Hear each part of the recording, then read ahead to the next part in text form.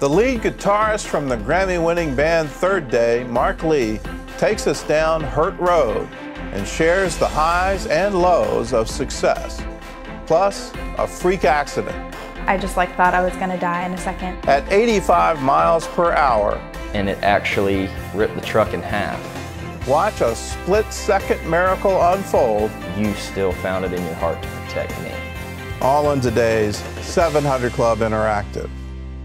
Well, welcome to the show. Here's Ephraim Graham with this week's Top 5 Trending Stories. At number 5. On our way back from shoot-around, decided to take a different transportation this time. Where we at, Kyle? On the train, we had two options. 45-minute bus ride. 45-minute bus ride. 6-minute train. Or a 6-minute train ride. So we decided to hop on the train with the squad. That's LeBron James and the Cleveland Cavaliers riding the New York subway ahead of their win against the New York Knicks. By the way, this guy sitting next to LeBron had no idea who he was and got up to change his seat. Hey, D-Wade. Hey, well, we on this train? Man, we out here, dog. At number 4. Country stars just helped raise a lot of money for victims of the concert mass shooting in Las Vegas and those devastated by hurricanes. Sunday night's Country Rising benefit in Nashville took in more than $4 million. I think this is one of those events that brings it back to the fact that even though a couple weeks, couple months have passed about some of these events, they still need attention and they need relief and they need us to raise our voices and unite together. At number 3. Oh, Jesus, I surrender all. Oprah sings. Home video recordings are making the rounds following the media mogul's appearance on the Harry Connick Jr. show. You do the thing that I couldn't do. You can sing, and and you can make music, and you can bring entertainment and joy and laughter to people in a way that really is its own medicine.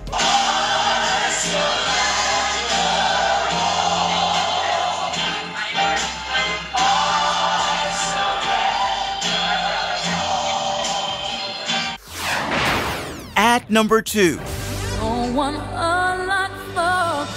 It's Christmas in November, literally. Mariah Carey's animated feature, All I Want for Christmas Is You, based on her smash hit song. It's out on DVD, digital, and on demand. It brings you back to the first time you heard it, and also as it becomes a part of people's lives, like the soundtrack to maybe at least one holiday moment, and hopefully it's a good memory. And speaking of music and memories, Mariah lends her voice and writing talent to the new holiday film, The Star.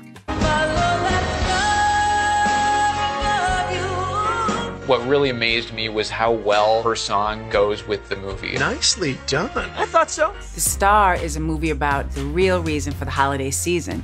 And since it's told from the animal's perspective, there's a lot of humor and fun for the entire family. At number 1. Woke up in the cell, where am I at? Yeah, it's cold, but I like that. What am I trapped? Hearts beating out of my chest. Christian rapper NF spent a week in October as the best-selling musician in the entire country. I don't live for the world. I live for the king. I live for the king. Focus. With his third full-length studio album, Perception. Father, forgive me, for I am a sinner, but you gave me music as medicine. Hip-hop, to me, always has been competitive. So I like to make music that challenges, not any rapper specifically necessarily, but just hip-hop artists in general. Well, that's a pretty incredible story. Here's you got a Christian rapper who's now number 1. Yes. How do you explain that? In the entire country. And the thing about it is, he's new to me, but this is his third album. Well, everybody's new to me. He's new. I was like, no, I never heard of him. But the music is really good. He is unashamedly a Christian. But he, like many Christian artists, resists the title Christian hip-hop artist or Christian rapper. He's just a rapper putting out good music, and all of his music is indeed Christ-focused. And he said that he tried to go the route of being a hardcore rapper, using profanity, and he goes, I just didn't feel comfortable. It wasn't me. I had to be who I was called to be, and this is who I am. Yeah. His music and the album's called Perception. Yes, yes. And so it fits the story. You got What's the perception? What's your perception of you? What's your perception of the world? Absolutely. And I like that he doesn't want to be labeled Christian. Actually, I'm with it, yeah. I'm okay with it. He's not trying to run from his beliefs, but at the same time, once you get labeled that, then you get put in a special bin. Yes, I agree. I agree. He joked in an article where he was asked that question. He goes, well, would you say you have a Christian plumber? He goes, you don't call a Christian plumber, you call a plumber. Like, plumber could very well be a Christian, but you don't need to separate. Well, I know some plumbers that advertise that they're Christian. Yes, I know some too. Trying to get our business. All right, let's go on to Oprah. Is she going to release a rap album? No, I don't think so. She's the first to admit that she is not a singer. I bet it would be a top seller. I'm sure. She sings on Harry, and the story she told before that song is powerful, and she shared it before. Early in her career, she really wanted to be a part of the film The Color Purple because the book had changed her life. And she had managed to get an audition, but hadn't heard. And she said, she was literally on the track running and, mad at God. Why haven't they called me? I just knew you said this was for me. And, she said in that moment, that song came to her, I Surrender All. And she realized she had to just let it go. And then within hours of her letting it go, singing that song in worship, she got a call. Steven Spielberg wants to see you in his office tomorrow. Within hours of her singing that song. So that was the breakthrough. I mean, that's as they say, the rest is history. Yeah, just let it go and believe if he said it. So why was she singing it now with Harry Connick? Harry Connick, of course, this is the second season for his show, wanted to bring Oprah on to do something she hadn't done before. Producers always trying to get, something new. And this was something that she hadn't done before. And after it was over, she said, only for you. And music is a big part of his show. I mean, he pretty much plays music, and that's him. Yeah. So many of his guests, he tries to get to perform if there's any possible talent there. And it was nice to see him tap that from her. Yeah. Yeah. That one's, as she says, it going viral? It is going viral. Harry did not officially put out any video of it. All you could find online is people at home who immediately recorded it and started sharing it. In case you missed it, this is it. That's why it's moving all around. Yes, indeed. It was home video. Yes. Is there hope for our country? I mean, if the #1 album is by a Christian rap artist, if Oprah is now singing All to Jesus, I Surrender All. Yes. Is there hope for us? You got to believe it. You have to. We are called to believe that there's indeed hope. It is nice to see. It's a fun process every week for me to literally scour and look to see what is going on that shines a light on our Father, what points us in the positive direction. And we're seeing that from Oprah there, and even the film The Star coming out this Friday. It's going to be in theaters. Mariah Carey lends her voice to it. You can certainly see God's hand at work. She was trying to write this song and was able to do it in 48 hours. 48 hours to get this song written. And the producer of this film said they made a wish list of all the people they would like to be a part of the film. And they said, let's ask all of these people, this includes Tyler Perry, Oprah Winfrey, Patricia Heaton, Kelly Clarkson, the list goes on and on. Let's ask them all to portray these animals' voices in this film. And if they say no, then we'll go to a second string. No one said no. Everyone, when they heard that this was a story of Christ, told through the perspective of the animals, and that Christ was going to be at the center of it, wanted to be a part of it because the story of Jesus' birth, dear to their hearts, they're believers themselves, all signed on. Anthony Anderson, I mean, the list goes on. And it's well done, too. Yeah. All right. Here's to a big hit. Yes. Well, if you want to see more positive news and all the latest news that we see, it seems like there's a shooting every other day. If you want to hear some positive news that will give you hope, check out Ephraim's weekly show, Studio 5. It's available on Roku, Apple TV, or you can watch it on our website, cbn.com/Studio5. Well, coming up, meet the man who started a band that's gone on to sell 8 million records and win 4 Grammy Awards. Third Day's Mark Lee shares about the highs and lows of faith, success, and life. Right after this. Well, Third Day guitarist Mark Lee he's been dealt some rough blows in life. But through it all, he learned to trust God and never imagine all that God had planned for him. Take a look. Mark Lee is a founding member and guitarist of the Grammy Award-winning Christian rock band Third Day. Over 2 decades, the band has released 13 albums with total sales of almost 8 million. But the road to success for Mark didn't come without heartache. At 14, he was hit by a truck and severely injured. 2 years later, Mark's dad died from brain cancer. Instead of giving up, he chose to trust God and has seen an amazing dream unfold over the past 25 years. In his memoir, Hurt Road, Mark shares true stories from the highs and lows of the lessons he's learned about faith, success, and life. Well, Mark joins us now, and Mark, it's a pleasure to have you with us. Thanks so much for having me. It's an honor to be here.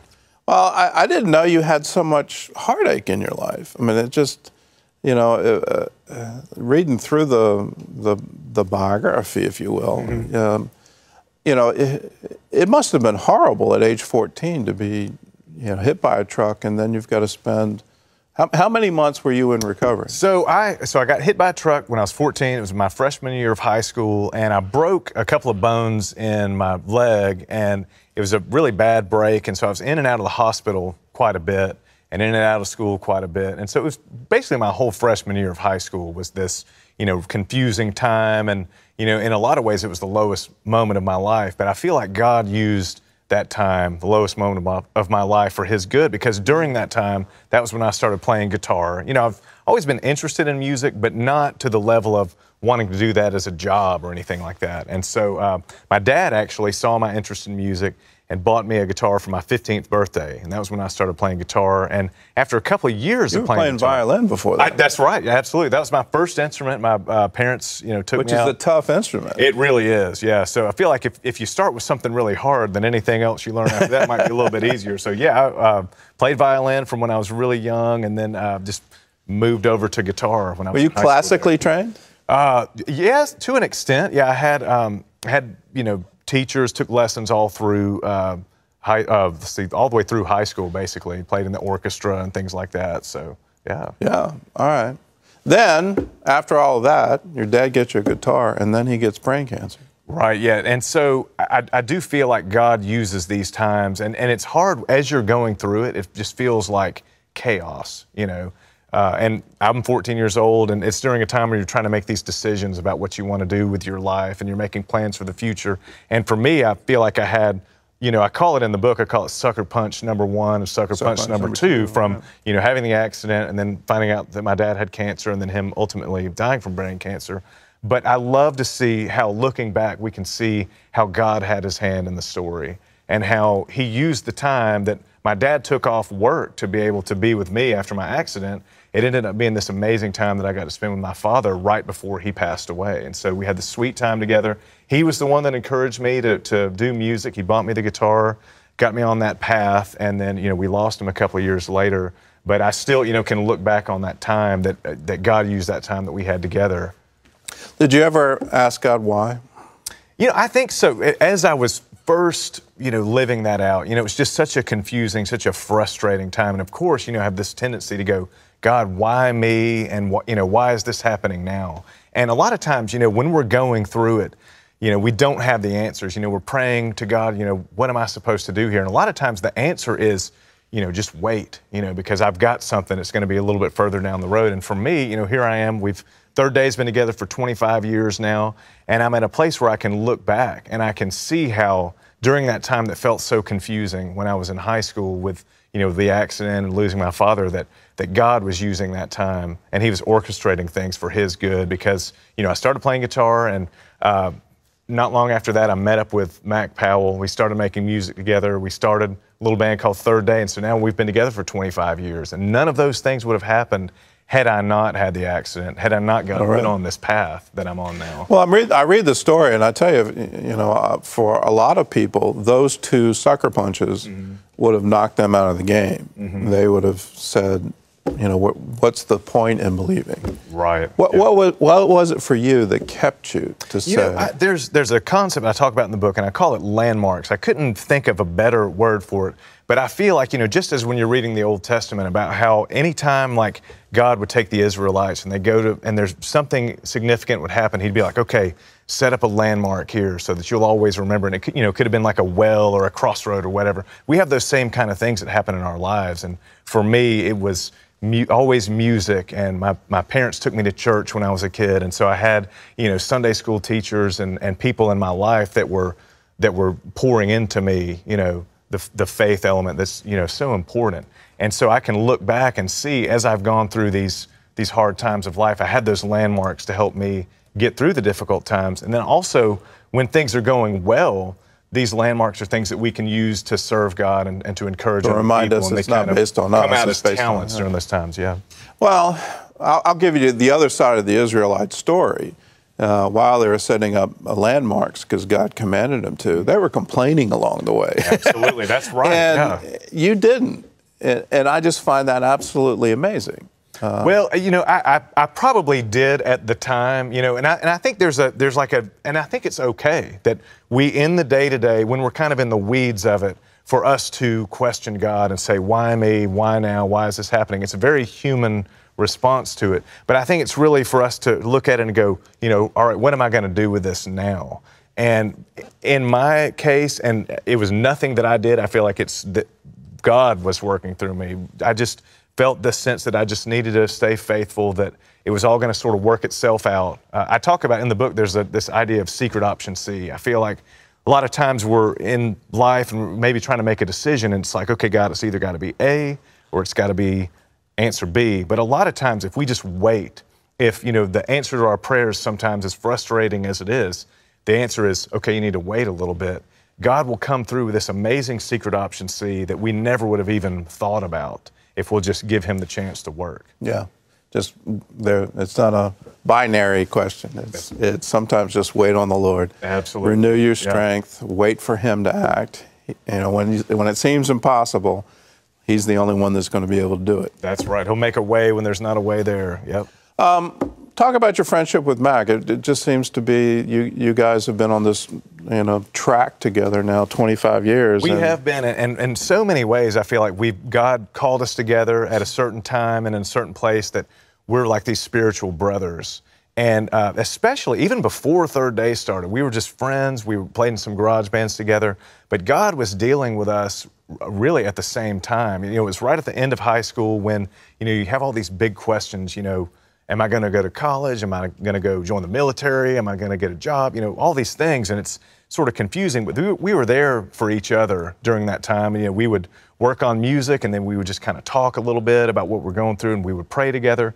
And one of those conversations actually ended up being the beginnings of Third Day. We've been playing in these garage bands, and he wasn't comfortable with the type of lyrics that we were singing. So he's like, you know what?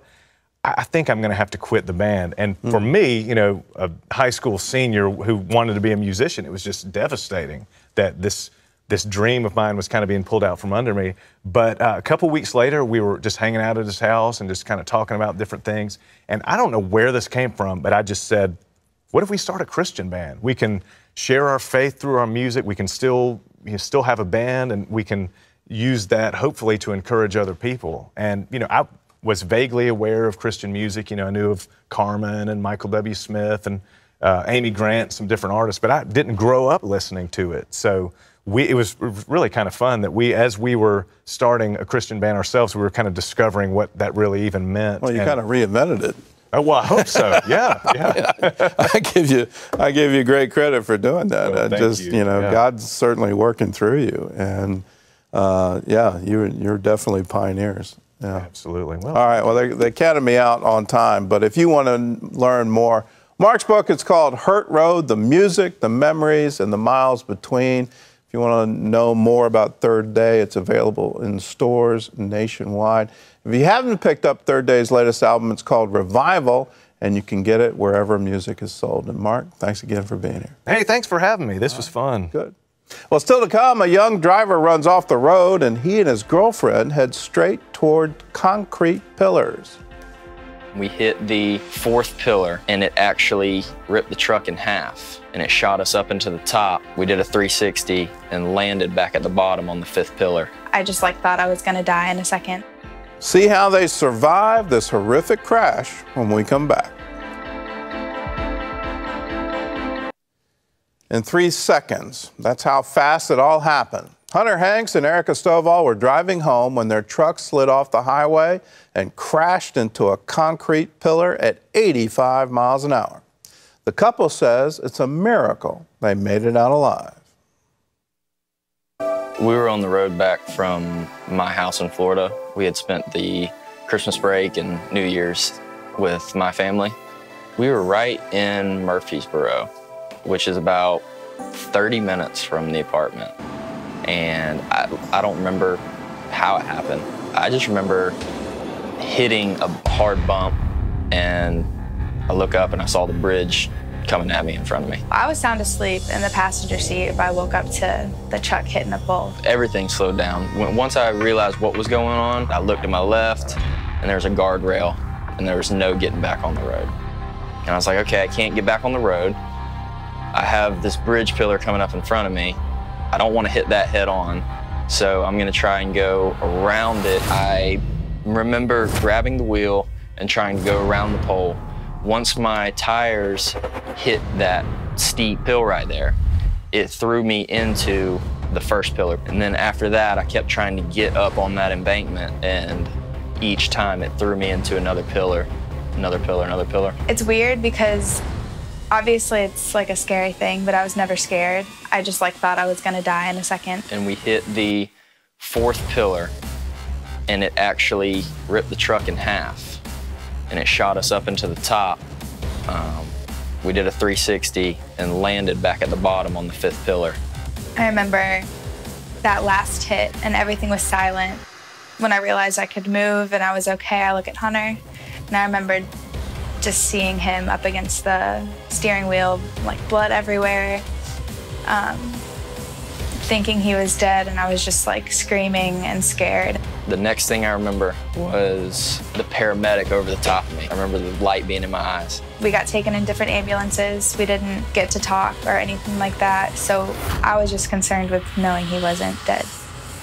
When I opened my eyes, I saw my brother, and immediately emotion started to come to me.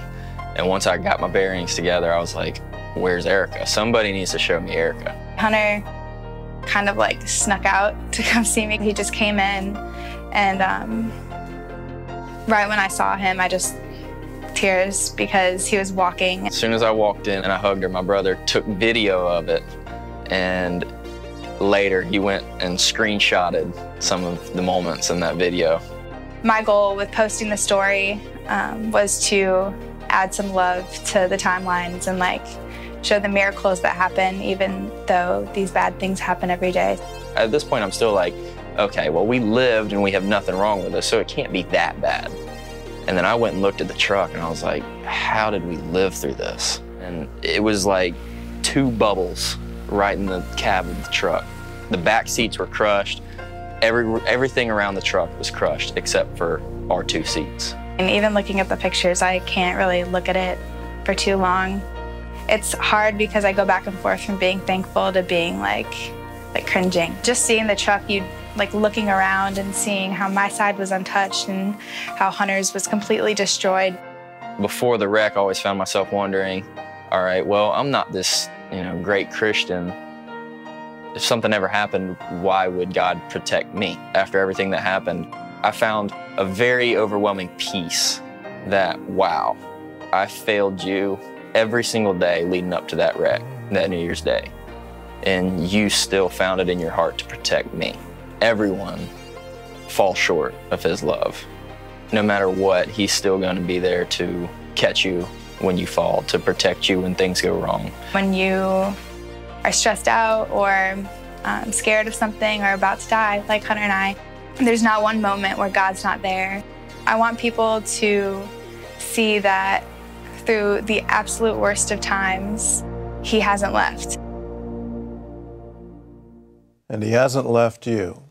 The Bible says that he's our very present help in time of trouble. But so often when we get into trouble, we start asking why. We start saying, why me? We start looking, is this some kind of judgment, or is this some kind of test, or we're looking in the wrong place. Here's a story from the Old Testament. It has to do with King David, and it was before he became king. It was after he was anointed, and here his father-in-law is trying to kill him, and so he's hiding out, and he's with a band of men. They're his mighty men and warriors. And while they were off at another battle, the Philistines come and take their camp and capture their wives and their children.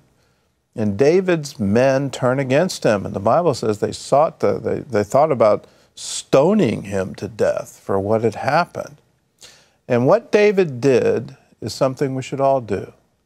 He turned to the Lord. The Bible says he strengthened himself in the Lord.